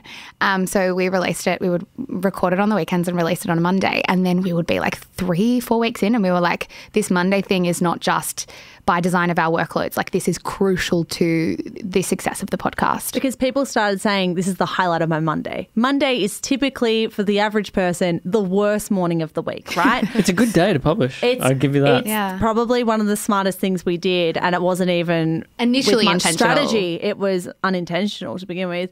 It was just that we wanted to give people a sugar hit on their Monday morning when things are shit and they're back at work, but at least Shameless is out. Everyone hates their lives. But most people do not, like, there's even like a pop culture movement of hating Monday, right? No, totally. So this, for them to be able to say best thing about Monday became a trend. People started saying that. And then we kept thinking, well, it's really important that we release this at a very specific time and that there's like a sense of trust built here, that they know when they're going to get it and when it's coming in. And it sucks for our personal lives. Oh, yeah. It sucks we're working for our on weekends. But they flew out the window years ago. But can you imagine doing, like I know yours would be a lot more research driven, but the daily talk show. Oh, I couldn't imagine fucking doing that. Although those guys can riff with no prep better than anyone I've ever seen. They're awesome. They're really good at it. They can just sit in front of a microphone and talk for an hour and then be like, all right, we're done. And they're genuinely funny. Yeah. Yeah. Really, really funny guys. Tommy and Josh, if Shouldn't be saying this. We'll have to cut it out. I was going to say, would you say this to their faces? No, I wouldn't actually say it to their faces. I'd say stop like ragging on us about our fucking SEO. But we also should fix our SEO. Just let us be shit at what we're shit at. Anyway. Did they? I feel like they were speaking about you guys recently on Monday's episode. Were they? Maybe. Were they? Oh, maybe we need to go back and listen. I think you do. Either that or they've tagged in Shameless for SEO. Oh. We're going to have to go check it out. I don't think they would do that looking at their previous, because I got this thing, vidIQ, Have you ever heard of it? Are you talking technology to me? It's like a Chrome plugin. You use Chrome, right? I mean, Most people use Chrome. The only Chrome plugin we have is Grammarly. You literally You're kidding, right? You literally lost me at plugin. Is that Hang what on. Grammarly is? A plugin? I just go to the website. Really? I don't use the plugin function. Okay, so there you go. Don't use She doesn't even. Do you use Honey? Are you talking about when you do online shopping? We don't use Honey. We don't use plugins. I'm not kidding. We're pretty bad at a lot of the jobs that we have. Is this like an app thing? They're like apps that go in Chrome and they do certain things for you. You know, Honey is the one where it automatically generates discount codes. Yeah, but I always thought that might be a bit scammy. Yeah, same. It's not scammy. Anyway.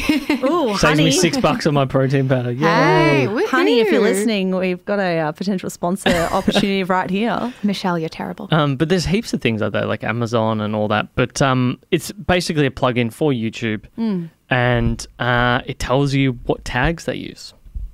Ooh, so I've been very looking at niche. I've been looking at that because I would just be listening to the episode and be like, oh, that's interesting. They tag themselves in that. Some funny hobbies you've got going there. Interesting. Well, I don't really hate on them for tagging Shameless. Go for it. I don't even know what that does. I think you guys are referenced in the episode. That's why. They wouldn't do it otherwise. It'd be weird. Hashtag Michelle Andrews. Hashtag Zara McDonald. Hashtag Shameless Media. Oh, yeah. Are you guys going to do video, do you think? Yes, definitely. I'm not even sure if I've told you my idea for video Well, don't content. tell it them here. I'm not going to tell them here, but I've been stewing on a YouTube series idea that's not the one that I've told you about. It's a different one. I was going to say we've riffed off. It's a different one. We've riffed off different ideas for video and how we're going to use it. We are definitely going to do it. Right now we're a two-man team. I have an idea and I don't know how to fail. Let me put it that way. I can see the gap. I can see the gap and I see the audience and I don't see anyone else doing what I think we should be doing. Okay. And I think it fills multiple spots. I'll talk to you off mic. I think if you were to do video right now, it'll add an extra 6 hours to your week. So just keep that in mind. We have to hire someone for it. Do you know how to use Premiere Pro or anything like that? Because you edit all yourself, yeah? You're speaking tech to us again. Okay, so it's a new program that you have to learn. Mm-hmm. Premiere Pro is just on the Adobe thing. You're right, mate. I'm not learning another program. I'm very, very lucky because Lauren's a designer. Yeah. And so she already sort of knew how to use this stuff. And then as soon as we started publishing, it was just like, oh, I can do it. It's easy. And she found it easy, but I was just like... Go, Lauren. This is mine. I don't know how to use... Is Lauren looking for a second job? I know. Also, good point. Let's chat off mic. She always is. She runs a lot of our... we actually do a lot of content production for others. That's how we monetize. Did we just create a networking relationship? Yes, did we? But yeah, like we have like 10, 12 different... It's sort of similar to... It's actually similar to what Tommy and that do. Except we focus on more... audio and video and stuff like that. We're not as good. Like their cameras are like they're good cameras. 12 grand at least for the thing that they would have filmed you guys. Are they drug dealing on the side? I was going to say somebody's paying them too much. Nah, I think they just get paid for cinematography type work. Imagine to them listening to this just being like, what the fuck? Yeah, they will be listening to it. I'm knowing those guys. Have you had any weird moments where you've sort of just been walking down the street and someone's asked for a photo? Yes? Today. Really? Yeah. About 2 hours ago. What's that like? Must be fun. No, to anyone who's listening to this who listens to Shameless, please do come up. Yeah, it's really, really nice. We really enjoy it. It's disconcerting sometimes. If you're not prepared to meet someone, like if you're not actually dressed up and you're just doing your grocery shopping or whatever, it can be not that we get bombarded either. It's not like it happens all the time. We can't live our normal lives and we're like so jaded. The tiniest pockets of Melbourne where like young 23-year-old women congregate. Okay. It's very specific areas. So for example, the SB on a Saturday night. SB on a Saturday night, brunch spots that are popular on Instagram. Yeah. Melbourne Central Station during university hours. It's super niche. Like we're talking very niche. Those are the hot spots. It's not like I'm walking down the street and getting papped and like I can't live a normal life. But it's really fun. Michelle Andrews, just like us, doing her grocery shopping. Such a normal gal. It's not like it happens all the time. When it does, it's really exciting and it's really nice to meet people. Sometimes... it can be a little bit disconcerting. Yeah. Simply because if someone looks at you a little bit too long and you're in those kinds of areas, it'll pop into my head like, oh, I wonder if they listen to the podcast. And then you feel like a wanker because you're like, they probably don't know who the fuck I am and they've just looked at me for a second. So you feel like a wanker at the same time as feeling like, oh, maybe it'll happen again because it happens a couple of times a week type thing. It is weird when that happens. So, I mean, your audience is a lot bigger than ours, but I've had it once or twice and it's strange. It's not a little disorienting, I think. Yeah. When they start saying, oh, yeah, this, they just start rattling off things that they know about you. That's like, oh, Yeah. Okay. Well, I tend to forget that a lot. And I think I actually said this to Michelle the other day. We were sitting on her couch, and I think I would have conniptions if I imagined the audience that listens to the weekly podcast in like people format. I don't actually think I could do the job. Like I think I would bunker down and I would hide. So I just don't think about that. But when people come and say hi, it's so wonderful. But I also feel this like intense, overwhelming pressure to be the person that maybe they think that we are. And I want to be like really nice and really friendly. And then you get stressed if you're in a rush and you don't want to shortchange anyone with their time. And sometimes I get awkward because I'm caught off guard. Like I get incredibly awkward and I wonder if it comes across as rude. I think we tend to overthink it a little bit. A million things go through our mind, and we want to make sure that we're like thankful to absolutely everyone because we're so scared the podcast will die. Michelle's always like, I'm scared the podcast is going to die. Keep listening. Yeah, it gets, we are almost too overbearing with our praise and our compliments and our, I guess, gratitude to people who bother to listen to us every week. But it's really weird because on one hand, I'm like, I'm such a wanker for being like, oh, is this person listening to the podcast? On the other hand, I'm super grateful. And on the other hand, I'm worried that people who meet me and meet Zara will be disappointed by us in human form. That is the overwhelming feeling. Because we are so awkward and like basic bitches that I'm like, you could not be impressed by us in person. It is physically impossible. I doubt that they are anyway. Do you think though that it's made you more confident doing the podcast? No. I think it's gone the other way. Really? Yeah. I think it's injected a lot of fear. Fucking hell. I'm so scared that I'll just disappoint people. Like I'm really scared that people will meet us and just not, I don't know, like we shatter some illusion, because I literally think, being super honest, that some people have gotten it confused. I've got a bit of like Stockholm syndrome. Do you mean imposter syndrome? Imposter syndrome. I fucking hope it's not Stockholm syndrome. Zara is my I'm turning you crazy. And I'm turning in love with her. Oh my God. No, imposter syndrome for sure. I do not think it's made us more confident. I think we used to speak in those early episodes with such freeness. Complete freeness, and there was no restrictions, and we could kind of say what we wanted, and that's not always a good thing, but I think we are incredibly thoughtful and incredibly considered in how we approach the podcast now, just for fear that we could let somebody down or say the wrong thing, and we're petrified the tide will turn. We're very aware of the fact that we're having a bit of a moment where we've gone through a real purple patch and we've had lots of successes and the audience is growing and we've had lots of green ticks next to our names, but the way things often go, that has to happen, is that people will be pulled down from that, and people will see you up on a little pedestal and go, oh, actually, you did this, this and this, and start to nitpick or start to rightly call you out for something that you did wrong. I am terrified for that day because I do think it almost comes for everyone, and I do worry that it will one day come for us because we've created some kind of illusion that we're perfect when we're so far from perfect. Do you think we have though? I mean, maybe we don't talk about enough that we aren't, and I probably do that just by virtue of being quite private, in that I don't share a lot about myself, which means I don't share the shit parts either.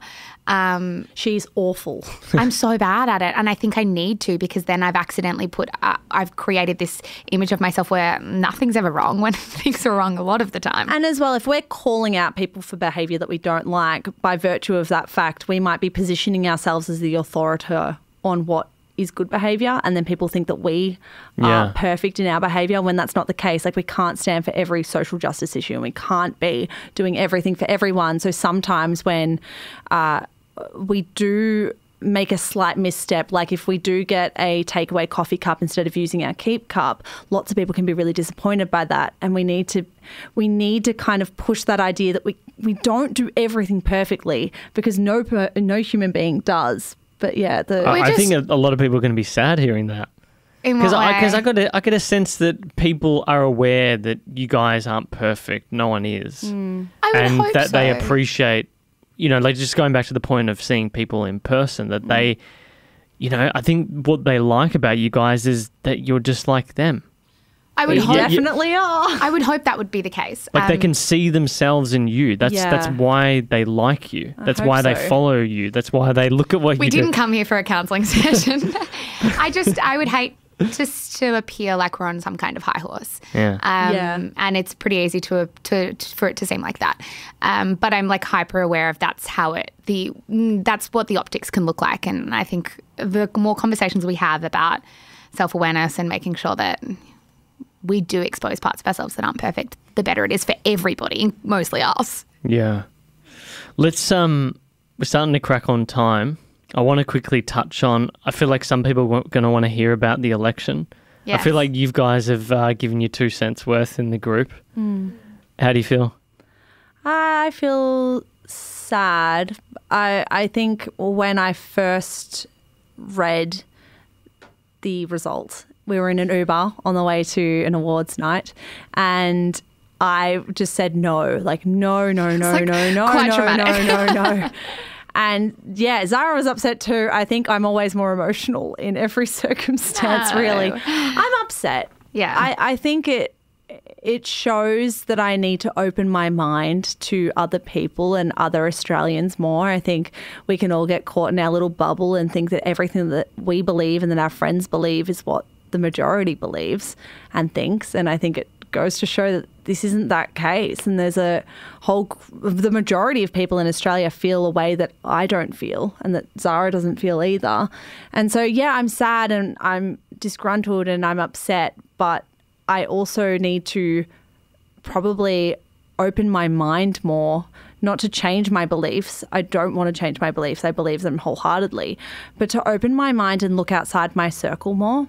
Because I think we can get so caught in our little corners and reassure ourselves that everything's fine and everyone thinks the same way we do, when that's far from the case. Yeah, for me, I don't spend a lot of time dwelling generally, I don't think. Like, I'm very much like, okay, well, what the fuck are we going to do with this? And we have like a pretty sizable platform, and we can reach, a certain amount of women every week. And so particularly in the Facebook group, I think I've been thinking like what kind of guidelines, what kind of conversations can we start to make sure that we're having some kind of impact here. And I think it comes down to making sure that diversity of opinion is championed. It's just that very fine line between championing diversity of opinion and making people feel safe in your space, particularly when they're part of minorities. And I'm actually writing a column about it for the newsletter tomorrow because I don't know how we're going to strike that balance perfectly. I don't think we're going to strike it perfectly initially, but it is definitely on our minds about how can we make sure this isn't an echo chamber while simultaneously making sure people feel protected in the space we've created for them. Yeah, because this is the tricky thing in that these parties and their varying policies might not directly affect Zara and I, but we are deeply upset about the people that they do affect. Yeah. So it's easier for us to, I guess, walk away and be like, oh, well, next time. Whereas for so many people, it's so much more complicated and upsetting and emotional and long-lasting than that, in that this means everything to them because it's about them, particularly for gay people. And governments back in that almost actively tried to block their right to marriage.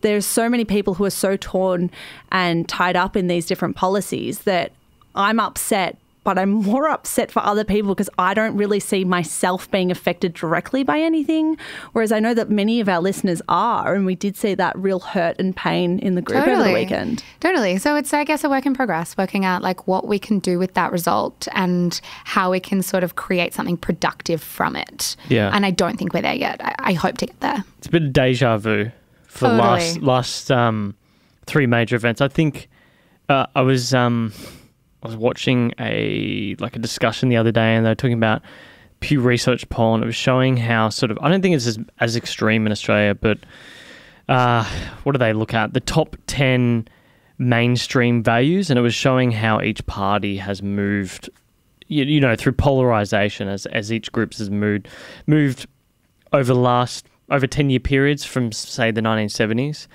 And it was just showing that I think centre-left groups have moved more left than centre-right groups. So centre-right, everything, basically what they were saying is everyone's moved to the left, surprising, and that would be surprising to people in the left. It's just that in the centre-left of politics, it's moved a little bit more left. So the views of the right are a lot more extreme. And pronounced. And they have that as well. So I think if there's one thing you can do is just touching into what are the mainstream values and what do people think about that and where's the common ground. Yeah, and also giving people a space to actually talk about it, because I think a lot of Australians feel a certain way but aren't being open and honest and having a dialogue about that back and forth. We saw that in America with Trump in particular, that none of the polls showed that he was going to win, and none of the polls here showed that the coalition was going to win, and they did. Yeah, I fell into the pattern of looking at polls. I think it's all about, it just shows like old media versus new media. I think it's just data analytics is where it's at. Mm-hmm. And I found it very interesting because I did genuinely believe that Labor was going to win. And in my mind, like the way I don't want to say who I voted for, but generally I think consumption is what boosts the economy. And I think they were more aligned with that. Mm. But I totally get it now. Like I understand what everyone else was missing. Yeah. It's been very interesting. I just don't know why I glanced over that, because I wasn't surprised about Trump. I wasn't surprised about Brexit. I just think that there's so much angst in what people dub the silent majority, which is really just people who float either left or right, and they're sort of stuck in between the polar outsides. You know, that remaining 20% on each side. Mm. Yeah, and I think Michelle's right. Like, I think for so long, and it just feels like we had deja vu that we didn't learn much from the Trump election, and that we didn't give space to people to talk about things and to say why they were voting a certain way. And if we can't have productive, smart, clever, helpful conversations about politics and policy, and people feel shamed about who they're voting for, then we're not going to crack anyone and change everybody's minds. And if we can't actually argue and have productive conflict, then none of us are getting smarter. We're all getting stupider. I don't think centre-left parties are going to win for the next two elections if it continues the way it's going. I 100% agree. It's hard. I think a lot of progressive people use really damaging, harmful, sweeping generalizations to discuss people who vote conservatively. And I think that's really dangerous, because as soon as you start to label people as bigots and racists, then you are pushing them away and you're not opening the dialogue, and you're not allowing for any grey area. And I think there is so much grey area, because I know I voted for Labor and I'm honest about that, and I've been honest about that. But I have lots of people that I love and adore and who I think have really strong moral values who voted completely differently to me. And that's fine. I don't judge them for that. I think there's so much animosity in the way that we discuss this now that no one's speaking to each other. They're just screaming at each other. Well, it feels very similar to how our conversations around feminism and toxic masculinity play out on a public stage, in that I feel like we spend a lot of time yelling at each other and not actually trying to find that common ground. And I think we need to get more and more pragmatic, which is easier said than done when these are like really flammable conversations and emotions are heightened. But particularly when it comes to feminism, I think we need to pull ourselves back. And I say we, in that Michelle and I, in that we need to pull ourselves back and think, well, how pragmatic can we be about this? And in order to get men on side, is yelling at them and telling them they're dickheads and idiots going to do it? Yeah. Even if they are idiots and dickheads, it's not going to work. Like, we need to be empathetic. I was thinking about that, the point you had in the last episode about the what's happening over in the US regarding abortion. I think it'd be super interesting to hear some guys get on the show and talk with you about it. I think you'd be surprised. Point. Like, I think most of those issues that, like, specific to feminism, is just that if you're a guy, you want to be able to hold an opinion on a topic, but when it comes to feminism now, a lot of the time you're told that you can't. And if or that it's wrong in some way. Well, it's fine if it's wrong. Like, you can still have a difference of opinion. It's just that if you, again, going back to that whole silent majority, if you're believing that you can't voice that opinion, then you can't even work out what you agree on. And it ends in animosity. Do you know what I mean? Totally. And I think, it's been interesting because I've been reading a book on linguistics, and I think I did notice this during the election, like the language used by Bill Shorten was like really negative. Like, let's take the example of climate change. I think using crisis, if you believe it's a crisis, that's fine, but using that sort of language really, I don't know, it sort of irritates your opposing team. Whereas if you use positive language, I don't know what fucking different word you'd use. Well, first of all, I'm surprised that they didn't really explore the economic benefit of looking into a new... Yeah, I mean, to be honest, no party has had good policy on this whole thing. actually, I had, we just published it this week, the former chief scientist of Australia. And I think the only way to do it is pragmatism. Yeah. You've basically just got to say, go for your life with renewables, but realize there's going to be coal or other fossil projects that will be funneled out over the next 20 years or so. But if we just allowed, we've had people here who work for IFM Investors, biggest infrastructure fund in Australia. I actually used to do work with them, and they want to invest $20 billion in renewables. But because the government couldn't give them clear policy, they went and bought Sydney Ports. That doesn't do anything. That's just an exchange of one asset to another. Whereas if they had put in $15 billion into this new industry, where's Richard Di Natale? Why isn't he going up to North Queensland and talking about setting up wind farms and solar and getting jobs there? Because they've got 30% unemployment. Yeah. That really, really grinds my gears. Well, for me, it just feels like one big, massive breakdown of communication. Yeah. And I think when it comes to the coalition winning, in the last few days, all I've been thinking about is the simplicity of communication that they, Yeah, they did it enlisted. supremely well. Yeah. And I think people want to be spoken to in a very simple, easy way. And I've always been so frustrated by political jargon and, fair go for those who have a go. And I thought that's the dumbest fucking thing I've ever heard, but it worked. And that is very interesting to me, in that we can dumb down very smart things into simple, easy sound bites, and that's how you win an election. And it's disappointing, but it's a reality. And I think there's got to be room. We've got to learn something from that. Yeah, it's just, I think Phil DeFranco said it, if you want things to travel far, you need to be as simple as possible. Yeah. And as soon as Bill Shorten started saying the top end of town, I started thinking, that's a bit strange. Why that specifically? You're going to cut out a whole voter base by doing that. Yeah, and I think it was also negative. Yeah. It was really, really negative. When I heard those ads as well, it's also who is the top end of town as well to me. Who is that? Are we talking about the top half of town? Are we talking about News Corp or Google, who don't pay any tax? Or are we talking about self-funded retirees? Kids that go to private school. Yeah. There are so many different definers of what could be top end of town, and if you're saying the top end, that could kind of cut out 50% of people that you're talking about. So now everyone's like, well, I'm the top end of town. That must be me. Yeah. I also love how we've got all these very strong opinions on the downfalls of Labor's campaign when we're only picking them up after the result. Classic hindsight. But yeah, what is the actual results? I think the government's got a majority now. I think 78 seats at the moment. They have a majority. So they'll be able to have a speaker and a majority. Yeah, they'll be fine. They will be more than fine. Yeah, it's hooray. Anyway, it's been interesting learning in the last 24, 48 hours about all that stuff. So we'll see what happens in the next couple of weeks. When this goes live, yeah. Now, I want to jump into some short, fast questions. All right, let's do it. So fast. Okay. Being the aim of the game. Don't be like, wasn't Tommy, it was Josh. Josh took his answers to 15 minutes apiece. This surprises me. Shock horror. Got really deep on some stuff. Morning routine, what does that look like? Oh, wake up early, check our socials. Okay. Yeah, wake up early, check our socials, and at the moment go and get a coffee with my boyfriend every morning before work. What's your coffee of choice? Soy latte, and he gets a cappuccino with one. Nice. Zara's coffee order is a 3/4 strong skinny latte. I'm such a wanker. Evening routine. How do you guys decompress? We don't. It's checking our socials. No, traditionally, I quite like socialising midweek because I think we work so much that I quite like splitting up my week so that I'm not working all the time. So it's usually I'll try to go get dinner with a friend and then we'll come back and be on the Facebook group on Instagram again. Fair? Facebook group and gym. I go to the gym at night. Okay. With my boyfriend again. Gross.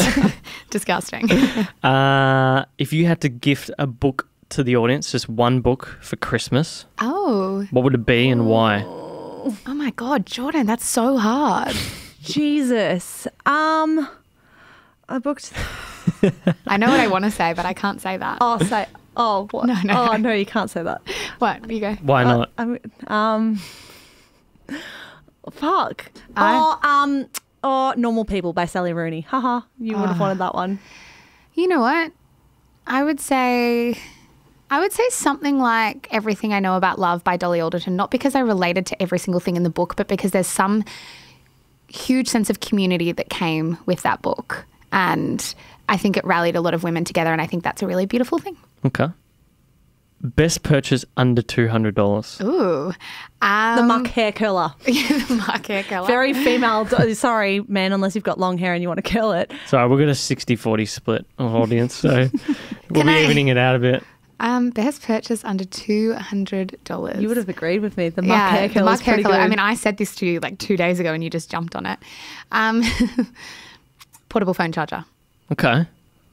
As in like a battery? Yeah. Like a battery bank thing. You would never see me without it. Okay. A lot of people have said AirPods. I don't have AirPods. AirPods is a big thing. I would have said Jordan, you should know. Tech, no. What? They're amazing though. As Tommy said, try skipping with and without AirPods. Okay. We have wireless headphones. We're fine. Okay. All right. Look, thank you guys for coming in. It's been a pleasure having you on. I think what you're doing is really good. I think, like I said, there's this whole space in new media that no one's really doing anything around, and I hope you grab it by the horns. We also hope we do that.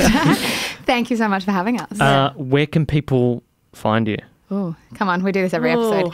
On Instagram at Shameless Podcast. In the fetal position at my bed. Oh my God, fine. I'll do this. Shameless Podcast Community, Facebook group, iTunes, Shameless Podcast.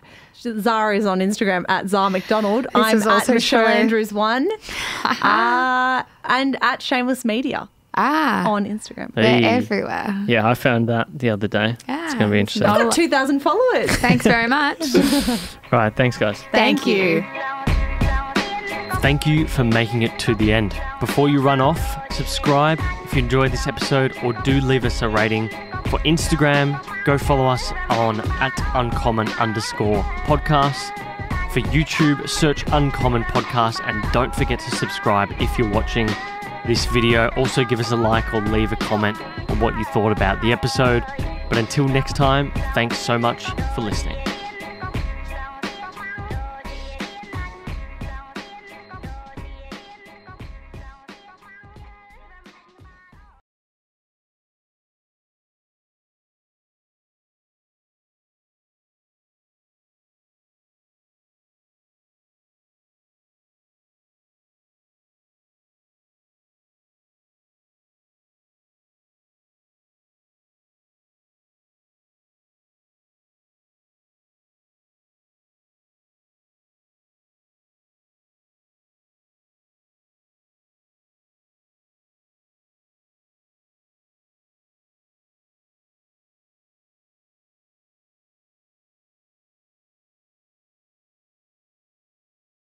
Media, play around with our pricing, or request a callback directly.